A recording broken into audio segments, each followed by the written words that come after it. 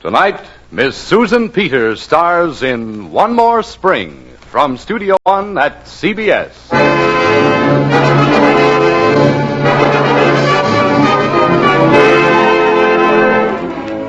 My heart tells me that I need affection and love, because that's what it's made for. We'll die otherwise, my heart and I. My heart will stop beating.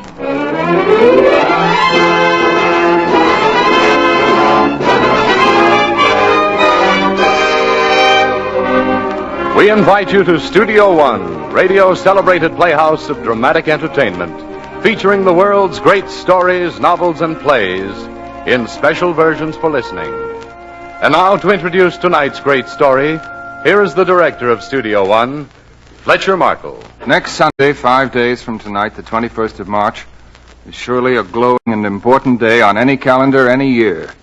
For on that day, the time of the singing of birds is come, and the voice of the turtle is heard in our land. It's the first day of the year's brightest season. It's a time for young men's fancies to turn, for everyone's fevers to rise, and for Studio One to present you with Vincent McConnor's version for listening of One More Spring by Robert Nathan. Mr. Nathan's magical story of love and enchantment and spring in New York Central Park couldn't be more timely. Just as the presence in our cast tonight of one of Hollywood's most entrancing actresses couldn't be more pleasing. And entrancing is certainly the word for our star, Miss Susan Peters, who plays Elizabeth for you tonight. With Miss Peters, you'll be hearing Everett Sloane as Mr. Rosenberg, Glenn Anders as Mr. Sheridan, and I'm going to remain at the microphone with them to play a young man whose name is as curious and wonderful as the half-real, half-enchanted world in which he comes to life, Mr. Jared Otkar. Music, please, to introduce the magic of spring, for lo, the winter is almost past.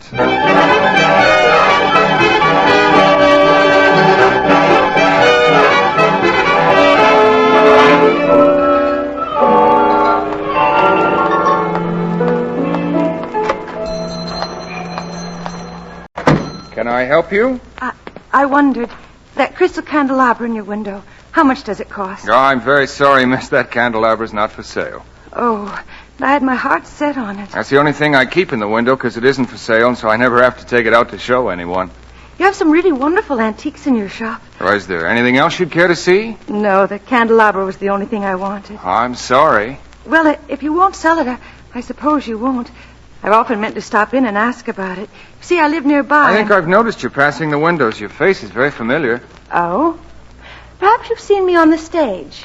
You're an actress? Of course, I really should buy a pair of candelabra, not just one.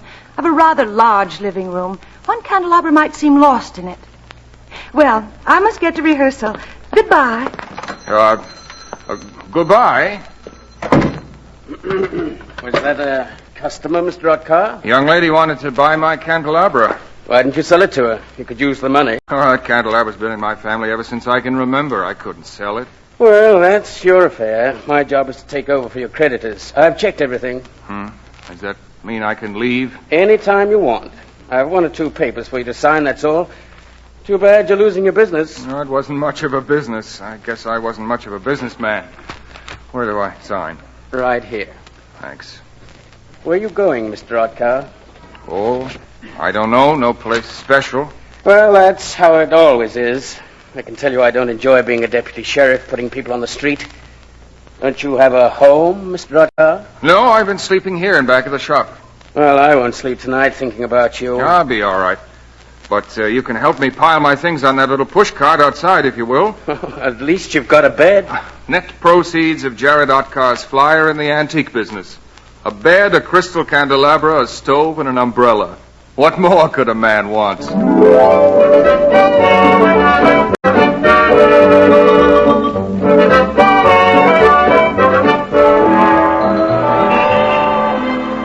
I beg your pardon, sir. Yes? I noticed you resting here at the edge of the park. Permit me to present my card. Oh, thanks. Morris Rosenberg, concert violinist, lessons, master classes, and concerts. Turn the card, please. On the other side, you will find reviews of my concerts. Mr. Rosenberg is a genius on the violin. The Oswego Press said that. Mr. Rosenberg was the violinist of the evening. That's from the Galesburg Democrat. Mr. Rosenberg was adequate. I don't recall the name of that newspaper. And, what are you doing in New York City, Mr. Well, I Rosenberg? thought in this great metropolis I could play many concerts. I expected to be overwhelmed with offers. But the truth is, I've only performed on street corners. And when did you eat last?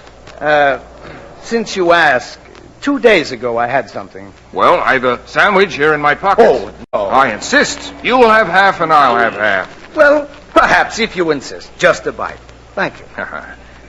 I see you have a violin case under your arm. Is there a violin inside? Yes, a fine fiddle. Now, eat slowly. You get indigestion.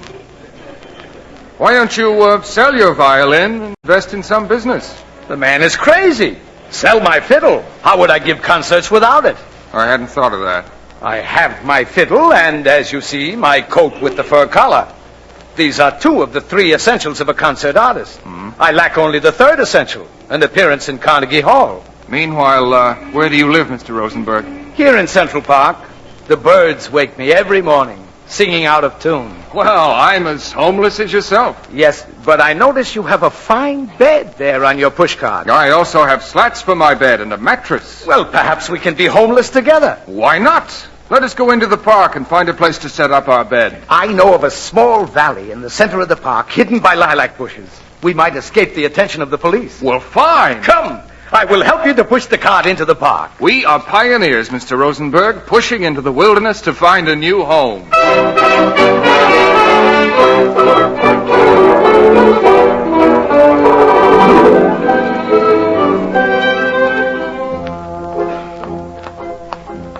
Why, hello there. I beg your pardon. I hope you don't mind my speaking to you. Well, I certainly do. I'm not... Don't you remember you were in my antique shop this afternoon? Oh, yes, the crystal candelabra. What are you doing here? Oh, I was sitting on this bench listening to the music. They're dancing on the mall. It's the last dance of the season. I know. I was watching all those young couples dancing in the starlight. I'm surprised to meet a famous actress walking in the park. Well, I'm very fond of walking. And, of course, offstage, people don't recognize me. I suppose I should know your name, but I've been to the theater so seldom. Well, then it isn't likely you'd know my name. It's Cheney, Elizabeth Cheney. And you're Mr. Otkar. I noticed the sign on your shop window. What's your first name? Jared. It's a nice name. And you have a very nice shop. Well, not anymore. A deputy sheriff has it. You've lost it? I'm afraid I wasn't meant to run an antique shop. Why not? Well, really, it belonged to an uncle of mine. He died just after I got out of the army. I put all my savings in the shop to save it for his wife. And then she died, and the whole thing belonged to me. Only I knew so little about antiques. I'm very sorry that you've lost your shop. Oh, don't be. For a long time, I've wanted to be free, to travel and see America, that sort of thing. Now I can. If only I had a car. It's good to be free. That's a fine tune they're playing. I wonder, would you dance with me? Right here? Why not? Well, people might think we're crazy or something. Oh, everyone's over on the mall listening to the music. All right, Mr. Otkar. I'll dance with you. Good.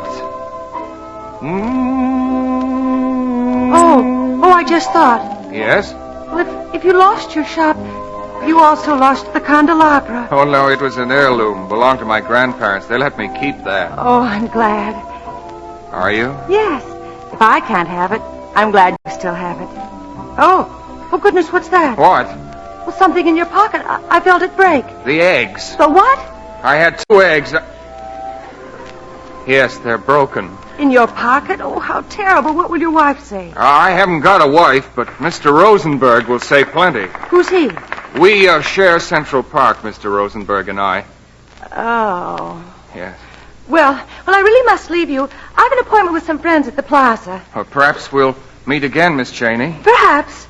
Good night. Good night.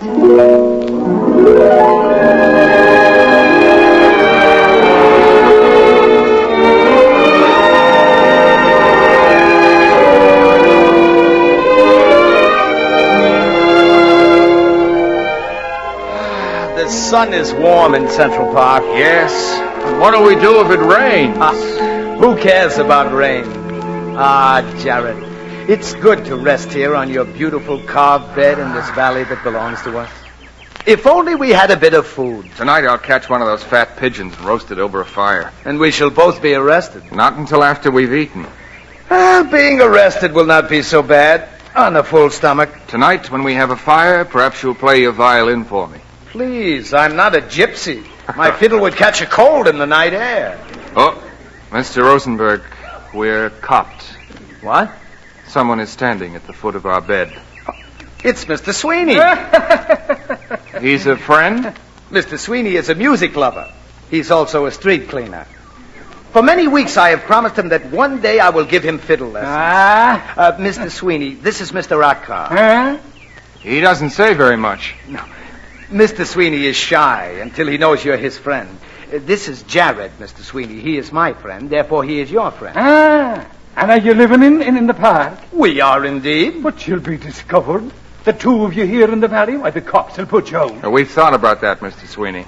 Now, it happens there's a tool shed where you could put up your beautiful bed. The tool shed? No one knows of it except myself. That's where I keep my little cat. Come on, I'll take you there. Oh, Mr. Sweeney, you are indeed a friend. A beautiful man, Mr. Sweeney. Let it rain now. We're pioneers with a roof over our heads.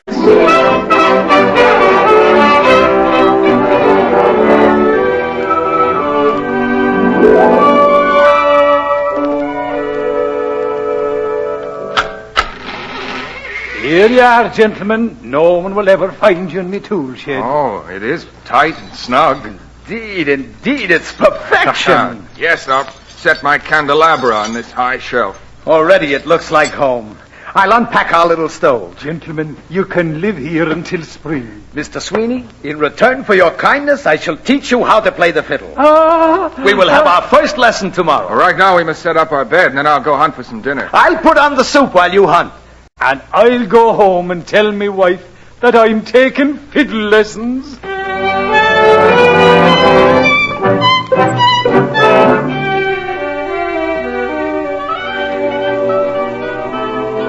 Mrs. Sweeney. Yourself? Here's a piece in the evening paper says there's snow already in the west. 'Twill soon be time to get out me boots. I tell you, Mr. Sweeney, I pity the poor with winter coming on. What more does the paper say tonight? Flights of geese have been observed moving south over the Carolinas. Oh, do read me something brighter. There's nothing brighter.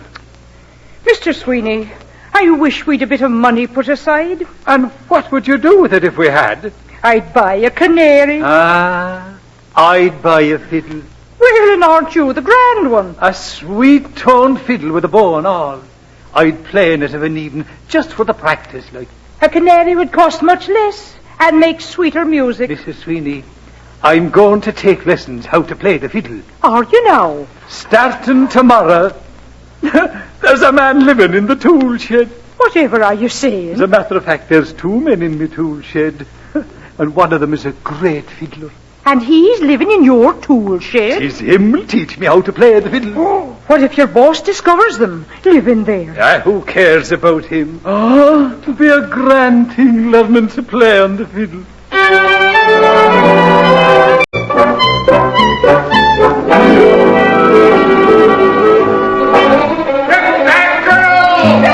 Out of my way, please, out of my way. Why, Miss Cheney, we meet again. Oh, it's you. Where'd she go? Catch her! Here, sit on this bench. Oh, but they'll find me. I'll hold my umbrella over this. They'll think we're just a couple sitting in the rain. Quick, here they come. Stop that girl! You better let me hide that bunch of celery under my coat. Oh, yes, I shouldn't have taken Now, put your head on my shoulder so they can't see your face. So. it. It's a terrible thing to do. Where'd she go? This way? No, this way! Oh, well, they've gone the other way. Mr. Otker, you've turned out to be a hero. Is it a long time since you've eaten? I don't really remember. It seems like several days. You knew I wasn't a famous actress. Of course. But I could be, you know, and I will be someday. I wish I had money to give you. Oh, no. Truth is, I've been hungry myself. When you ran into me, I was going to the restaurant there behind the trees to borrow something for our dinner. That's where I got my salary. Oh. And what about the fine apartment that needed 2 candelabra? Well, I've been living in a furnished room. This morning they told me not to come back until I could pay them what I owe. Well, then you come home with me. Mr. Rosenberg and I will share our dinner with you. You have food? We have a pot of soup, to which we'll add this bunch of celery. Oh, I couldn't. But you have no place else to go. I know. And I am frightened. For the first time, I've lost my nerve, I guess. I don't know what to do. Well, come along then. Let's go home. That's such a beautiful word. Home.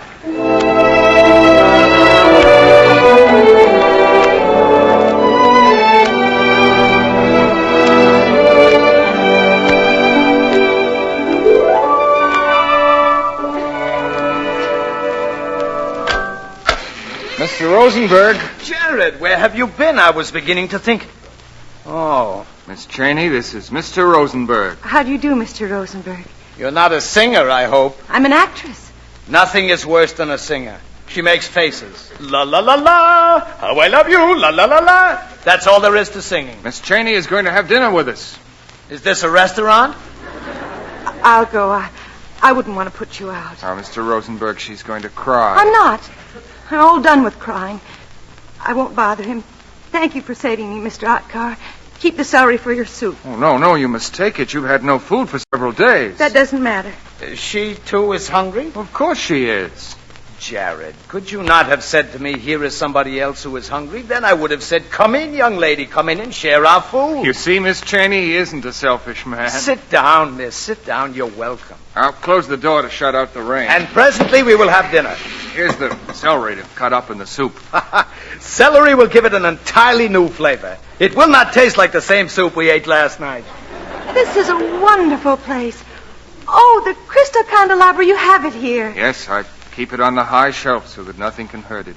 And a great carved bed. All golden cupids and angels.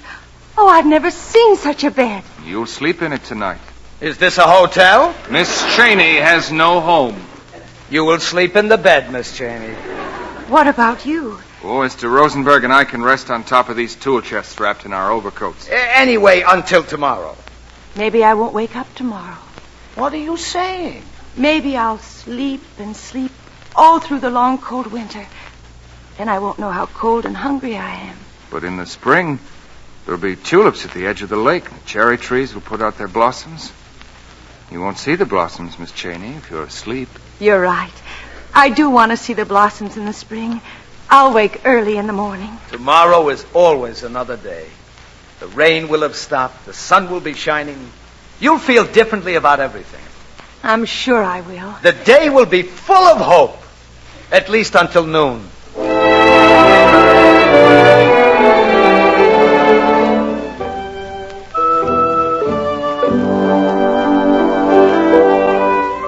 Oh, it's a beautiful day. Ah, the air is so appetizing in the early morning before anybody else wakens. Perhaps today I'll find a job. And I will visit a certain concert manager I know with an office in Carnegie Hall. There's a producer told me to come back this afternoon. He's casting a new play with a wonderful part that I could do. He said I'm just right for it. Jared, what are you planning for today? For me, nothing special. I'll just walk in the park, do a little thinking. That's good. Mr. Otkar, I want to thank you for letting me stay here last night. And you too, Mr. Rosenberg. I don't know what I would have done if you hadn't. It was a pleasure, Miss Cheney. I, for one, was delighted to share our roof with you. I do hope that we'll all meet again. But you're coming back here tonight. Oh, no, I couldn't do that. Not again. Oh, but you must. You've no place else to go. You must come back. Mustn't she, Mr. Rosenberg? Yes, of course she must. You want me to come back here? We do. Promise that you will. Well, I'll expect you not later than sunset. Now, promise. Very well, Mr. Otkar. I promise.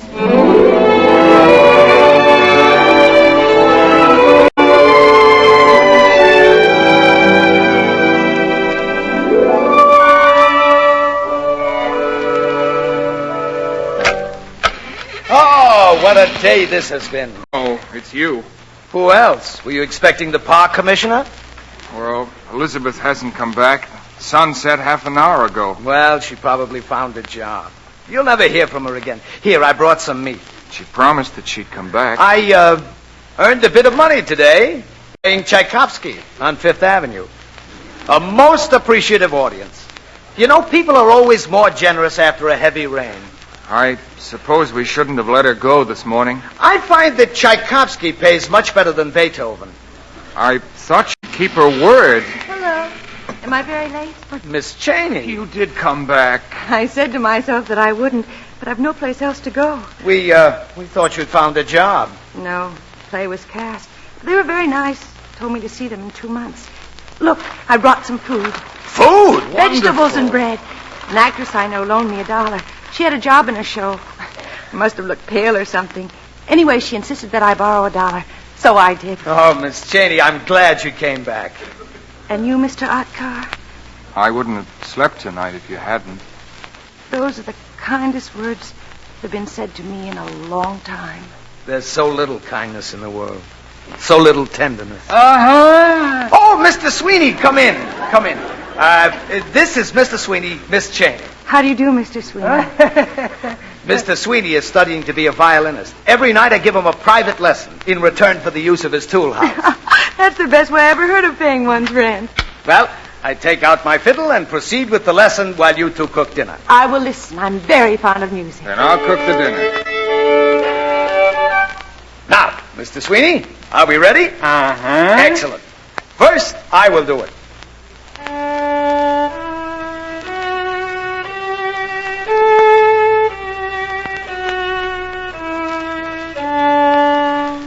That's how it should be done, Mr. Sweeney. All right, here, take the fiddle. So, now you try it.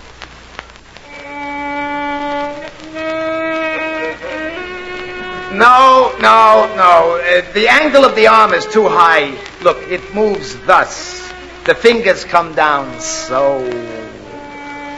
That was beautiful, Mr. Sweeney. With patience, someday he will play a little piece. All right, try it again, Mr. Sweeney. Try it again. Yes, that's it.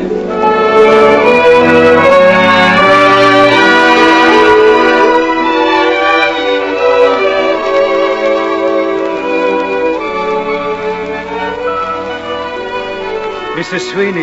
Yourself? You've not opened the evening paper. Is something wrong? I'm thoughtful, like. Are you indeed? Mr. Rosenberg gave me a fiddle lesson just now before I came home. Did he now?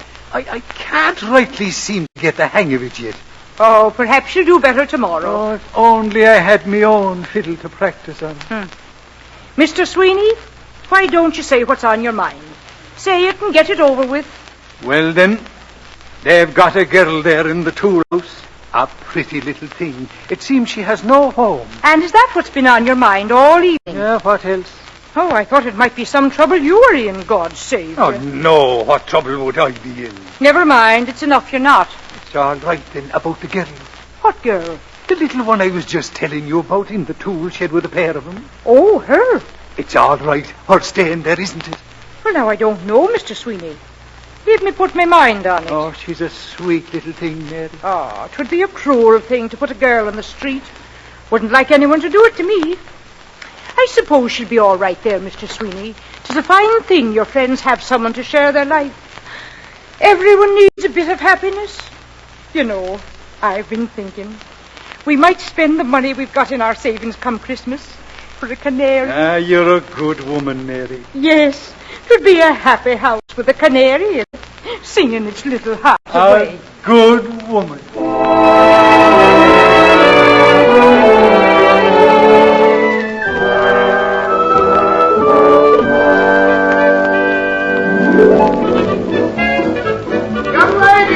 Young lady, please, don't walk so fast. Are you Please. following me?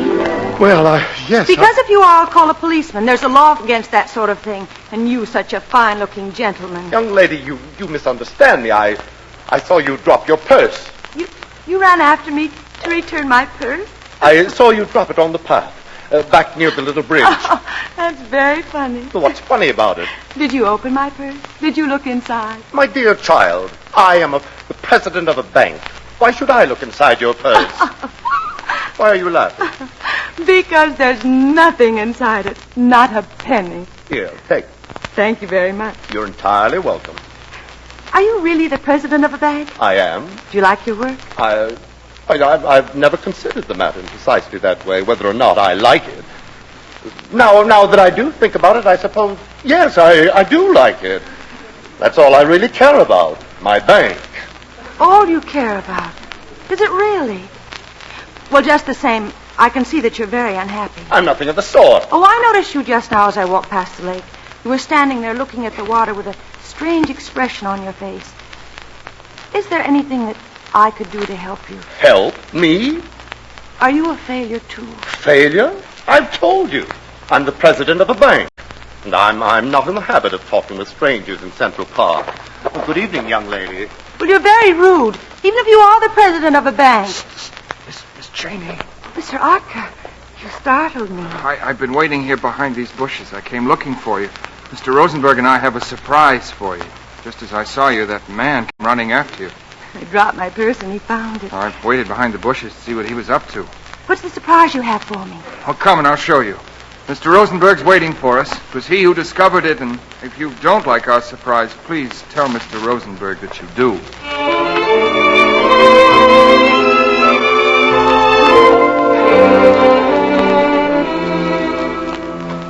And you can't guess what this large object is? Can't be a building all hidden under canvas. No, not a building. A big truck, perhaps. Who would cover up a truck in the middle of Central Park? Oh, she'll never guess, Mr. Rosenberg. Is it a boat? Now, you see, pull the covers away and surprise her. Very well. I pull them down. So. Oh, it's a merry-go-round. A carousel. Covered for the night in case of bad weather. Such beautiful animals. Horses and giraffes. You like your surprise, Miss Elizabeth? Of course she likes it. Oh, I think it's the most wonderful surprise I ever had.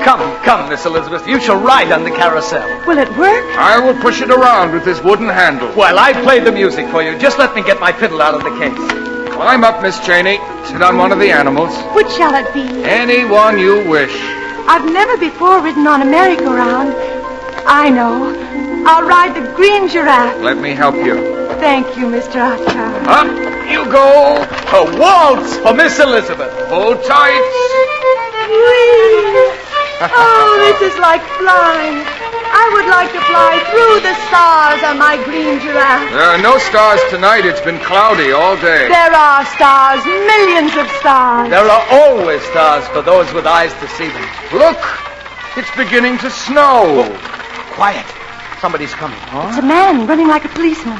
We've done no wrong. The merry-go-round's not our property. Well, the carousel is the property of all children. We're not children. Speak for yourself, my friend. Mr. Rosenberg! Mr. Rosenberg! It's not a policeman, it's Mr. Sweeney. Ah, my friends. Hello, Mr. Sweeney. Oh, I heard your fiddle. It sounded as though the little people were dancing in the park. Are you disappointed it's only us? Not at all.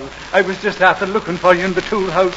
Mrs. Sweeney, my dear wife, has asked me to invite all of you to our apartment for Christmas dinner. Christmas dinner? And how soon would that be? Sometime next week. I suppose we can wait. Then you'll come? Of course we'll come, Mr. Sweeney, with pleasure. Now turn the merry-go-round, Mr. Otcar. Right. I want another ride on my green giraffe. Music, Mr. Rosenberg. I play! Hold tight. Here we go. This time I'll fly right past the stars, up to the moon. What beautiful music! We'll fly to the moon. All of you.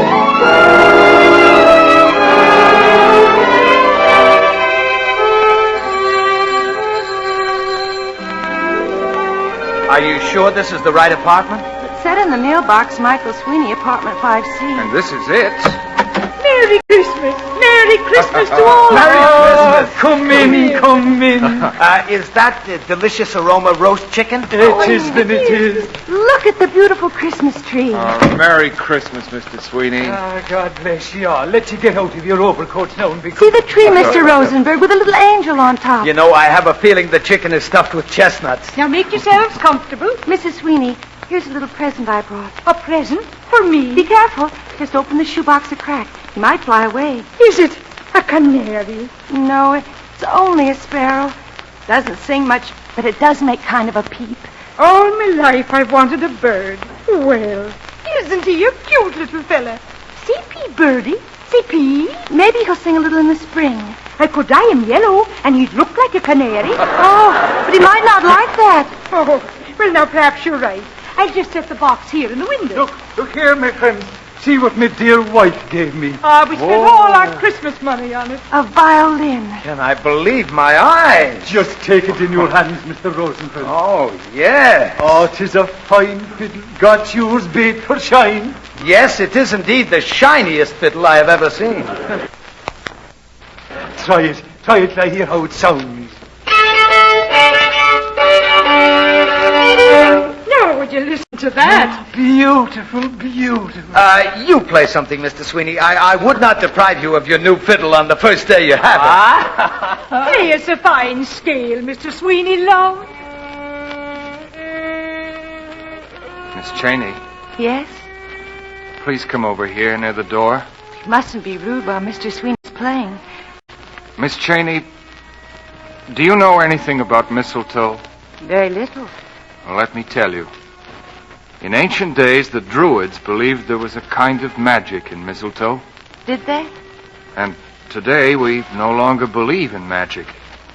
But if we were only a bit wiser, we'd realize that while the magic has gone out of the mistletoe, it's never left our hearts. What are you saying, Mr. Otcar? You should never stand under the mistletoe, Miss Cheney, unless you're willing to be kissed. I am willing. Most willing. Jared.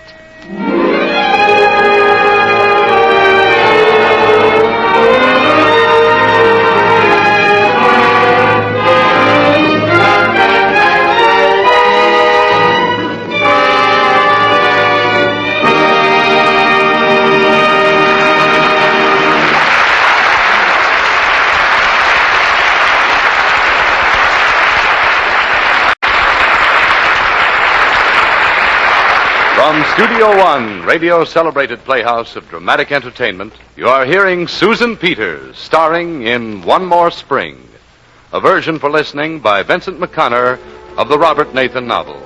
Studio One will resume after the customary pause for station identification. This is CBS, the Columbia Broadcasting System.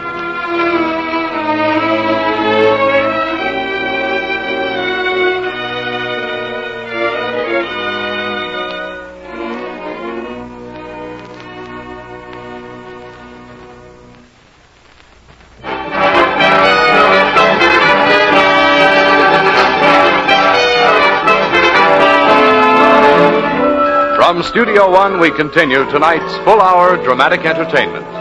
Miss Susan Peters in Fletcher Markle's production of One More Spring.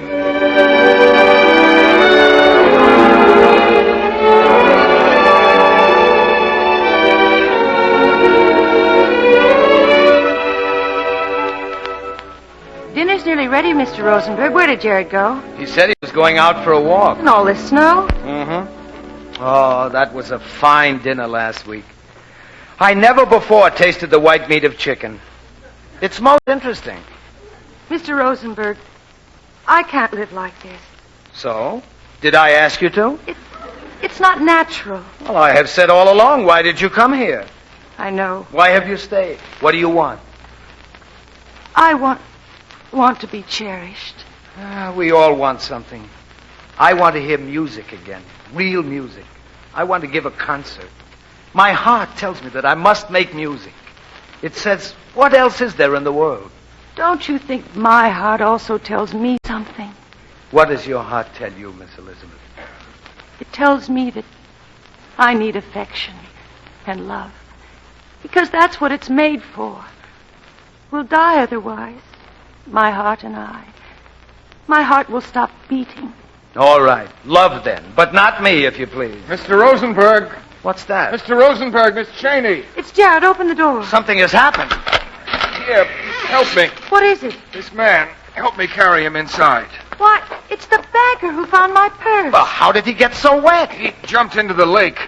Close the door, we'll all have pneumonia. You have no blankets or hot water bottles, no medicine. Why did you bring him here? Did you expect me to let him freeze to death? Oh, you have so little sense. Bringing people home with you. There are hospitals. We'll take these wet clothes off and get him into bed. He's a rich man. You aren't going to help. At least you can be quiet. The president of a bank, and yet you bring him to a tool shed. Please go away and don't bother me. Very well. I will go away. Well, Miss Cheney. I should have gone weeks ago. In fact, I should never have come here in the first place. But I didn't mean it. I'll go away and I'll never come back. Never. Miss Cheney. Goodbye.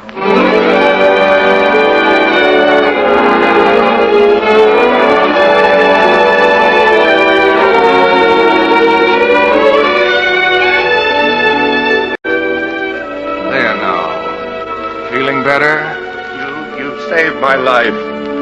But don't ask me to be grateful to you on that account. Why did you jump into the lake, Mr. Sheridan? Because I've lost everything in the world that's worth having. Oh? What would that be? I, for one, can't imagine. I've lost my bank. He has a bank. And with it, my position in the world. Well, position is not as important as you might imagine. I'm a concert violinist, yet it's been 2 years since I gave my last concert. Then I'm a failure, like yourself. I am not a failure. Great violinists have been cold and hungry before. I'm very tired. I don't know what to do, where to go. Well, you can remain here with us. For a short time, perhaps. Until I can think of something to do. You're welcome to stay here as long as you wish. He's asleep. Yes. Mr. Rosenberg, where do you suppose Miss Cheney's gone? How would I know? It's been several hours. Well, it's no use to go after her. Where will she sleep tonight? Maybe she, too, will jump into the lake. Oh, don't say such a thing. I'll never forgive myself letting her go like that. The city's so large. She's lost somewhere, and it's all my fault. Good evening. See, I've come back. Elizabeth! Well, don't stand there, you two. Take some of these bundles out of my arms. Oh, Elizabeth. What's in all these packages? Blankets, aspirin, nose spray, cough drops, and food. Food! Now be as sick as you like, all three of you. But, Miss Cheney, where did you get all these things? I bought them. But you had no money. I got some. How? Where? Have you forgotten? I am an actress, and I've been acting. You've been what?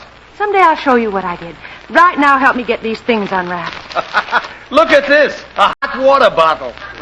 Elizabeth, I'm glad that you've come back. Thank you, Jared. Now, we must take our patient's temperature. I even brought a thermometer. I'll attend. Elizabeth, I discovered tonight I love you. Did you, Jared? I shouldn't have said that. I shouldn't have told you. I've no right. Oh, Jared. Oh, all this talk of love. Don't you hear those bells? It's midnight. The start of another year. And I would like to wish a happy new year to all the world. That's how happy I am. Happy New Year, world. Happy New Year.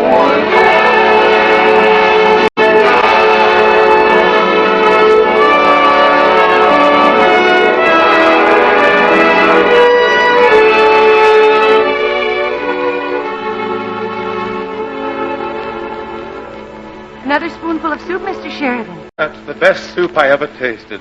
My cook can't touch you. Thank you. Another spoonful? Where is everyone? Well, Mr. Rosenberg's playing his violin on Fifth Avenue, and Jared went for a walk. Today he's thinking about the future. The future? What future?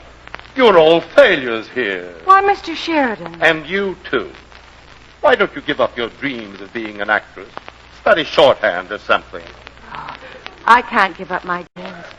At least, not yet. As for your friend, Mr. Rutcar, I can't even discover what he wants to do in the world. He isn't sure himself. Miss Cheney, one is either successful or one is not. The whole world's nothing but a bank, my dear. A bank in which there's profit for everybody. Unfortunately, Mr. Sheridan, everybody doesn't know how to sign a check. How long have I been here with you? Nearly 3 weeks. You know, it's very curious. You people seem to have done something to me. The fate of my bank is no longer a matter of great interest, and I'm not even curious about the stock market. I wonder if I'm still out of my head. Oh, you've had no fever for several days. I suppose the police will be looking for me. They'll never find you here. Why will they be looking for you, Mr. Sheridan? What have you done? I took the money from the bank and invested it in foreign currency. Lost every dollar. Was this your money? Of course not. Not a penny of it. Well, then you could replace it with your own money. Replace it? Well, if you'll excuse my saying so, it seems fairly obvious that you should, doesn't it? Well, I suppose you're right. You know, I think I've been overworking. I must have been. A bank president shouldn't get himself into a situation like this. He certainly shouldn't. And I'm afraid I've not been very bright. Oh, I wouldn't feel too badly. You really don't have to be terribly bright to be a bank president, do you? I beg your pardon. Well, I mean, I always thought someone else did all the work. They do. And it just seems I've lost all interest in life, in the bank, in everything. It's all become so pointless.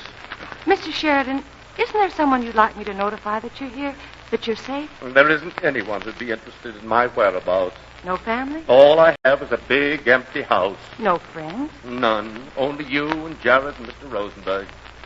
Miss Cheney, I want you to know I've been very happy here. I know. I've been happier myself since I came here. Happier than ever before in all of my life. What's more, I'm going to stay here. Oh, but Mr. Sheridan, you can't. But now I feel a bit tired. I think I'll take a nap. If the police should come, tell them I was waiting to give myself up until after my fever went down. Wake me up in time for dinner. Yes, Mr. Sheridan.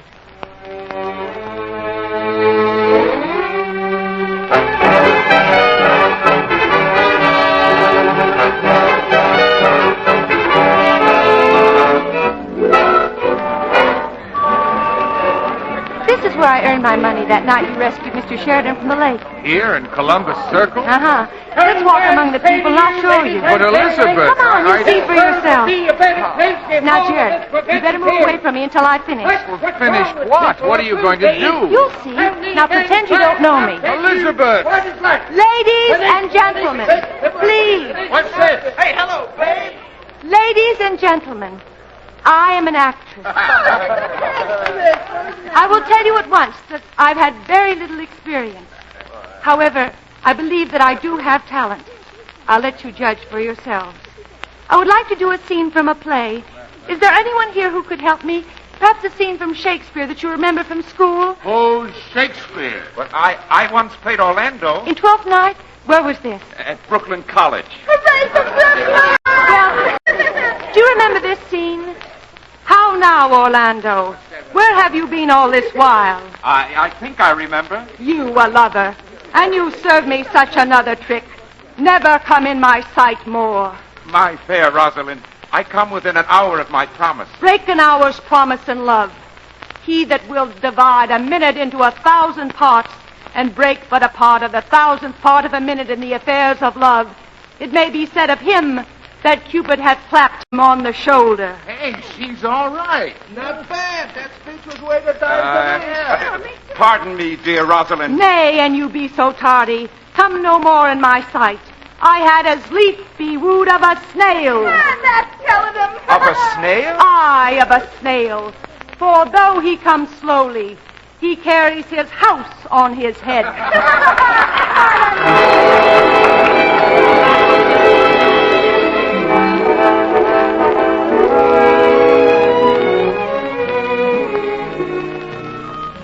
Well, how much money did you get? Almost $3.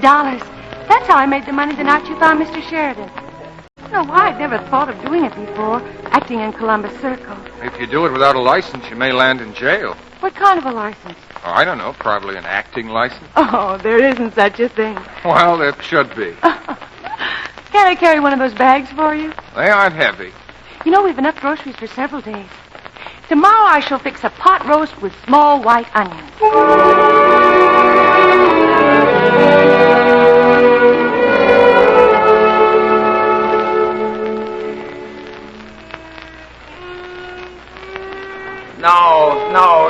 No. Keep the fiddle in your neck, Mr. Sweeney. Huh? You cannot play it if you hold it in your stomach. Oh, here's your wife, home from work. Oh, Mr. Rosenberg. Mrs. Sweeney? Phew. Oh, let me sit down. I'm that worn out. Oh. Oh, we'd a bad day at the bank. I had no idea you worked for a bank. Oh, for 10 years I've operated an elevator there. Down and up until the day of the tragedy. Since then, it's been down and down. Well, what tragedy was this? The president of the bank, of course. He disappeared. When was this? What was his name? About 2 months ago. And Sheridan's his name. I thought so. Oh, such a fine gentleman he was. Never speaking to a soul. Not so much as a nod. Where is he gone? Do they know? Nary a trace of him till this very day. Today? Someone reported seeing the poor man in Central Park. Oh, good heavens. I must go at once. Oh, the police are searching the park.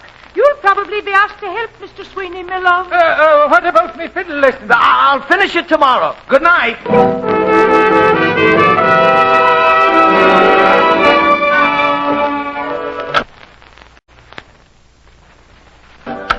Mr. Sheridan, where is he? Here I am. We're just sitting down for dinner. Oh, is anything wrong? Wrong. The park is full of police, and they're all looking for Mr. Sheridan. Well, they'll never find him here. I shall grow a beard. Sit down, But everyone. first, I'm going to eat my dinner. Oh, my.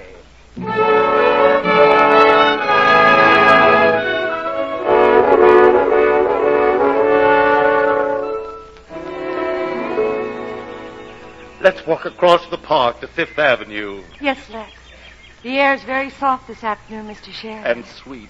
As though there might never be another winter. Could this be the first day of spring? I saw violets this morning down by the lake. Miss Elizabeth, I must talk with you. Yes, Mr. Sheridan? Let's walk a little faster. Mr. Rosenberg and Jared are quite a distance behind us, but I don't want them over here. All right. What is it you want to tell me? Miss Cheney, you said something many weeks ago about using my own money to make things right at the bank. Yes, I remember. Well, I'm going to replace the money that belonged to the depositors. Oh, I'm sure they'll be most grateful. And I intend to give myself up to the first policeman I meet. But what will they do to you, Mr. Sheridan? Very little, I imagine, if I return all the money. We'll miss you. These have been the happiest months of my entire life. Yes, I expect they have. I shall remember them every moment as something very precious. Something I may never know again. I know exactly what you mean.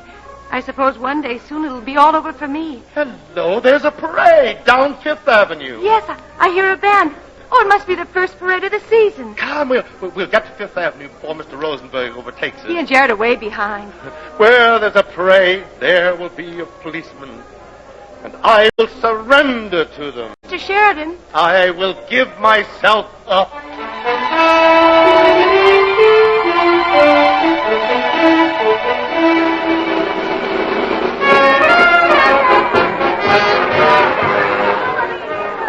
I wonder what kind of parade it is. One parade's like another. Do you see any policemen in this crowd? Yes, there's one in the corner, a very young policeman. I will surrender to him. That'll be good. There might be a reward. He may have a wife and several small children. Bless you, Elizabeth Cheney. Yours is the pure heart. May it always remain unchanged. Now I will speak to the policeman. Yes, Mr. Sheridan. You stay here so that you'll not be involved. I prefer to do this alone. Goodbye, Miss Elizabeth. Goodbye. Isn't that Mr. Sheridan? Sheridan? Yeah, that's him. Catch that man. Stop me! Don't stop him. He's giving himself up to the police. No, let him go.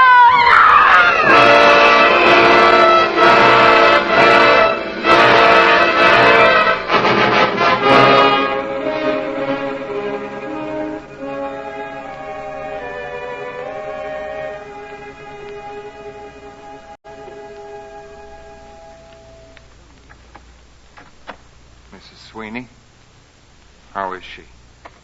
Oh, still unconscious.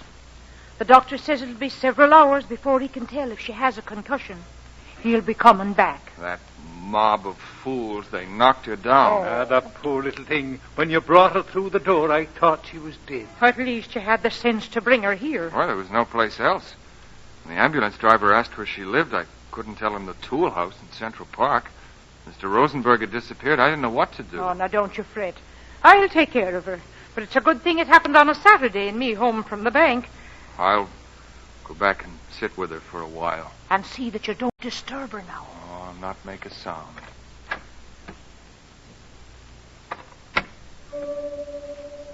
Elizabeth? Oh, my darling. Do not die. Please. I need you. Life would be so empty without you. I know I've so little to give. Only my love. Only my heart. Which is no use to anyone. But you must live. The long winter's almost at an end. Soon we'll have another spring after all these long months of cold. You said once that you wanted to see the blossoms again. Do not die, my love. Let there be one more spring. Jared. Elizabeth. I heard what you just said. Did you? We will see the blossoms together. Oh, my darling.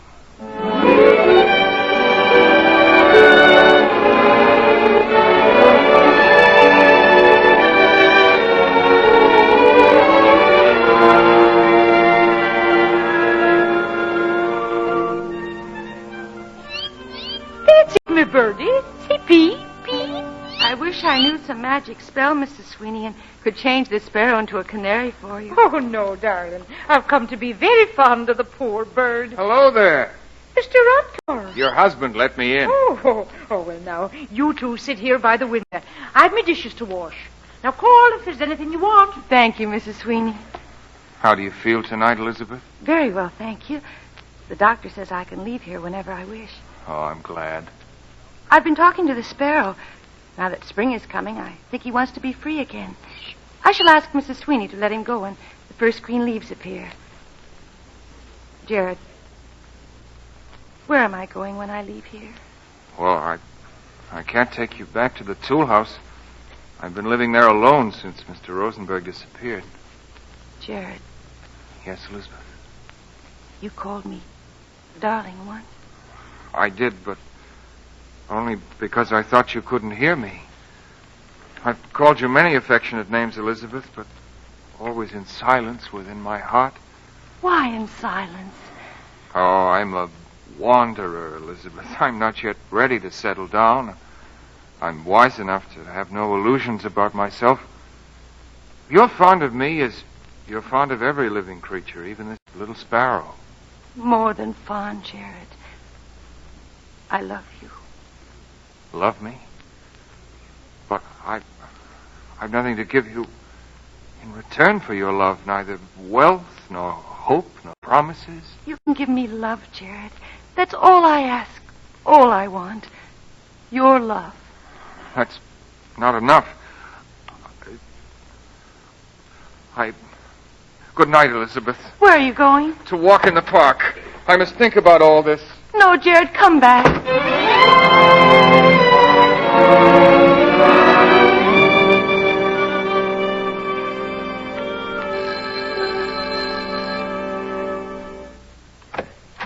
Mr. Sweeney, I've the most wonderful news. Come in, lad, come Who in. is it, Mr. Sweeney? It's me, Mrs. Sweeney, Jared.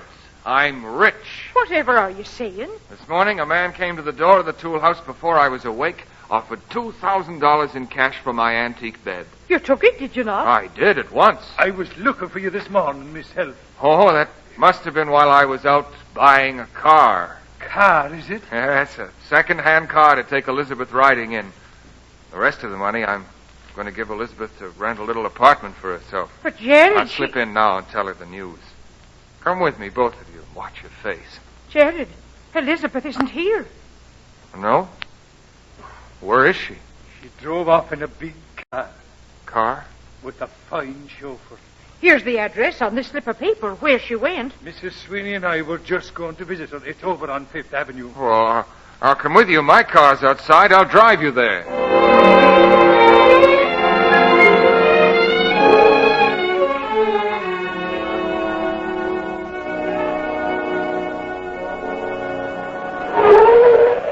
Here it is. Oh, this is the place. Oh, sure, it looks like a palace.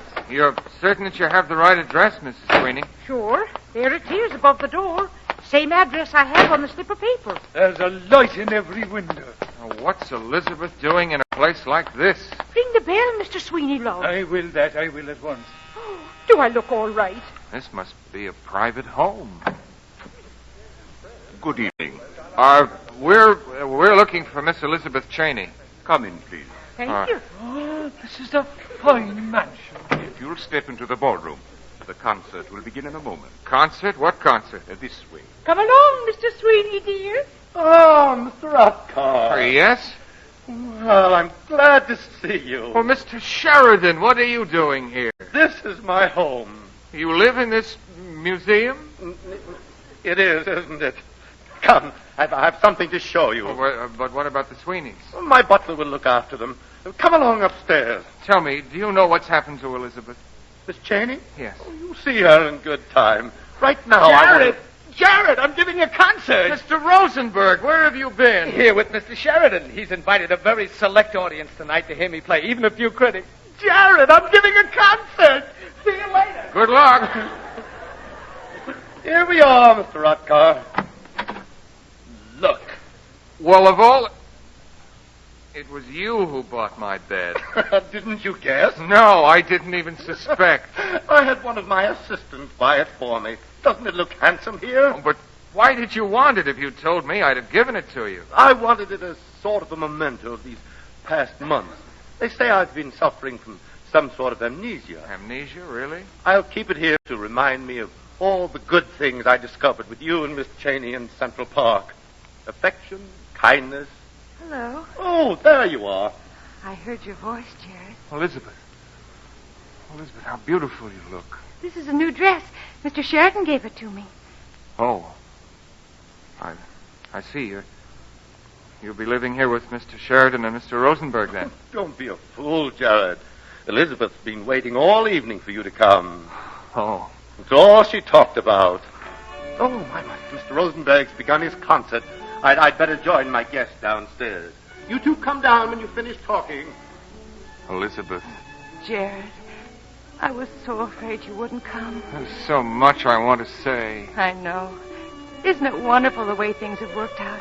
Mr. Sheridan repaid all the money at the bank, and he still has lots left. He's going to sponsor Mr. Rosenberg's career. Well, what about you, Elizabeth? Me? I guess that's up to you, Jared. Oh, my darling. Look, I can't talk here. This place smothers me. I'll get my coat and we'll leave. Well, don't you want to hear the concert? Oh, Mr. Rosenberg won't miss us.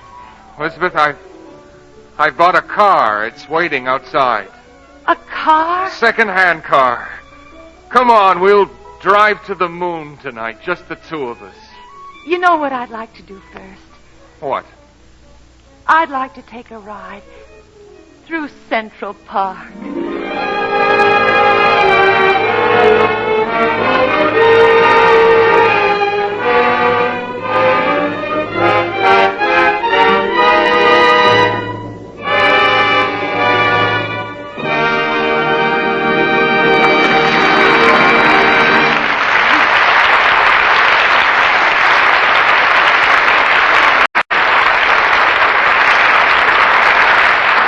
From Studio One at CBS, you have heard Miss Susan Peters, starring in Fletcher Markle's production of One More Spring by Robert Nathan. Another of the world's great stories from radio's celebrated playhouse of dramatic entertainment. Tonight's script was especially prepared for this series by Vincent McConnor, and the original musical score was composed by Robert Stringer and conducted by Alexander Semler. Now again, Mr. Markle. May a producer identify the principals in our cast tonight? In the foreground Elizabeth. was played, of course, by Miss Peters, who may be seen currently on the screen starring in the Columbia Pictures production The Sign of the Ram. Mr. Rosenberg. Was played by Everett Sloan. Mr. Sheridan. Was Glenn Anders. Mr. Sweeney. Was Neil Fitzgerald. Mr. Sweeney? Was played by Mary Michael. Hedley Rennie was the deputy sheriff. Gregory Morton was the Shakespearean student. And the voices of Robert Dryden, Miriam Wolfe, and Louis Quinn assisted. Jared Otcar was played by your producer. Next week from Studio One, one of the most relentlessly exciting stories by one of the masters of adventure romance. Our story is The 39 Steps by John Buchan. And our star is one of Hollywood's most gifted performers, Mr. Glenn Ford. We hope you'll be with us. Meantime, May I remind you that every spring brings with it the annual Red Cross Drive for Funds. This month, the American Red Cross must raise $75 million to finance its program for the coming year. Your contribution will help make the Red Cross helpful to others. Make it a generous one. And now until next week in the 39 Steps with Glenn Ford, this is Fletcher Markle with a good night and thank you from all of us in Studio One.